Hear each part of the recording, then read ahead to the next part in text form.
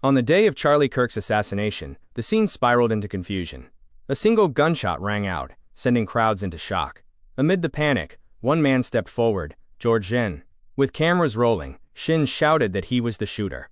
Officers rushed in, arresting him on the spot, believing they had caught the killer. But the truth was far stranger. Zinn hadn't pulled the trigger. He confessed later that he wanted to mislead investigators, creating precious minutes for the real assassin, Tyler Robinson, to slip away. It was a bold and reckless act, one that would quickly collapse under scrutiny. At the police station, Zinn refused to cooperate. Soon after, he was transferred to a hospital for an undisclosed emergency. It was there, behind closed doors, that his story cracked. Utah officials revealed that Zinn admitted he was never the gunman. Instead, he had screamed out the false confession deliberately, hoping to stall the investigation and shield Robinson's escape. As investigators dug deeper, they uncovered even more disturbing evidence. On Zinn's phone, authorities say they found explicit and illegal images involving children. That discovery added new charges to his name, painting a darker picture of the man who tried to insert himself into a murder investigation. Officials later clarified they found no proof that Zinn had worked with Robinson directly. Still, his actions on that day raised more questions than answers. Why would a man lie about such a crime? And what did he hope to gain by protecting the real assassin? The gunshot that ended Charlie Kirk's life left the crowd paralyzed.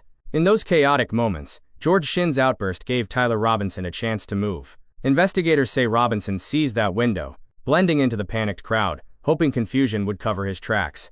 For a brief moment, it almost worked. With officers locked on Zinn, Robinson slipped further from the scene, but surveillance cameras, witness reports, and rapid police coordination closed in quickly. The illusion of freedom was short-lived. Robinson's attempt to escape revealed planning, but not perfection. Every step was being tracked. The false confession had bought him time, but not enough to disappear. Within hours, investigators identified him as the real suspect, ending any chance he had to stay hidden. Zinn's lie hadn't freed Robinson. Instead, it only complicated the investigation, raising questions about how close the two men were and whether the assassin had counted on someone to take the fall. When the dust settled, investigators faced a tangled case. Two men had been taken into custody: Zinn, who screamed he was the shooter, and Tyler Robinson, who moved through the chaos in an attempted escape. For a time, confusion spread across the media. Early reports questioned who had really fired the shot. Viral clips of Zinn's arrest fueled speculation, making it seem as if authorities already had their man. But behind the scenes, detectives pieced together the evidence that told a different story. Witness statements pointed toward Robinson. Surveillance footage tracked his movements before and after the gunshot. Forensic teams began lining up details that Zinn's outburst couldn't erase. The picture became clear. Zinn was only a distraction. Robinson had been the true assassin. Police made this known quickly, shutting down rumors that Zinn had been the killer. Yet the damage of those first chaotic moments lingered. Investigators had lost valuable time chasing a false lead. The question remained: was Zinn acting alone when he tried to shield Robinson, or was there a deeper connection? As days passed, Zinn's role grew darker. His separate charges for possession of disturbing material shocked the public, but investigators stressed there was no evidence tying him directly to the murder plot. Still, his actions had almost allowed Robinson to escape. Tyler Robinson thought the chaos would carry him to freedom. With Zinn taking the spotlight, he slipped into the crowd, moving fast and quiet. But every step was being tracked. Cameras, witnesses, and plainclothed officers kept him within reach. Police tightened the perimeter around the event. Roads were blocked, exits sealed, and helicopters circled above. Robinson was running out of time. His movements grew desperate as he tried to shake the watchful eyes closing in. Within hours, the illusion of escape collapsed. Officers cornered Robinson before he could disappear. The arrest was swift and heavy, ending his attempt to vanish. The very chance that Zinn's lie had given him was wasted. Investigators later revealed Robinson had no real escape plan. He had relied on confusion, counting on Zinn's false confession to clear his path.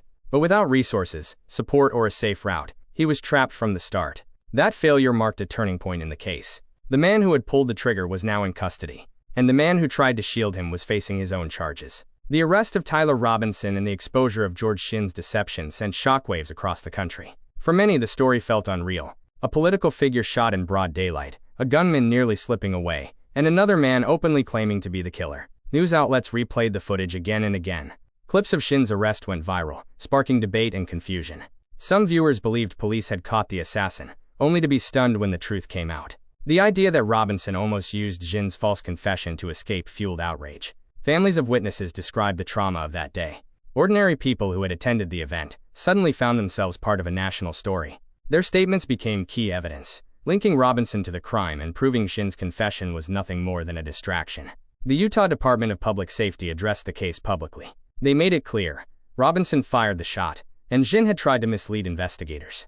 Both men would face charges, though for very different reasons. For investigators, the case revealed a dangerous reality: how quickly false information in the middle of chaos could shift an entire investigation. Minutes had been lost, resources misdirected, and the real assassin had come close to breaking free. Even after both men were in custody, the case left investigators and the public with troubling questions. Why had George Zinn stepped into the spotlight so recklessly? Officials insisted they found no direct link between Zinn and Tyler Robinson, but the timing of his false confession was hard to ignore. Had he acted on impulse, or was there some hidden connection the evidence never revealed? And then there was Robinson. Why had he chosen that day, that moment, to strike? Detectives traced his movements, piecing together his actions before the shooting, yet his true motive remained clouded in speculation. For weeks, theories swirled. Some believed Zinn knew more than he admitted. Others suggested Robinson had planned for someone to distract police all along. With no proof, those questions lingered unanswered, leaving gaps in the story that may never be filled. What was clear, however, was the danger created in those first moments. A false confession had nearly let a gunman walk free. It showed how chaos and confusion could become weapons of their own, tools as powerful as the gunshot itself. In the end, Tyler Robinson's attempt to escape failed, and George Zinn's desperate lie only sealed his own fate.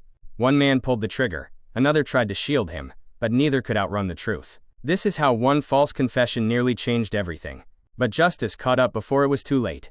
Don't forget to like, share and subscribe for more true crime stories the world should never forget.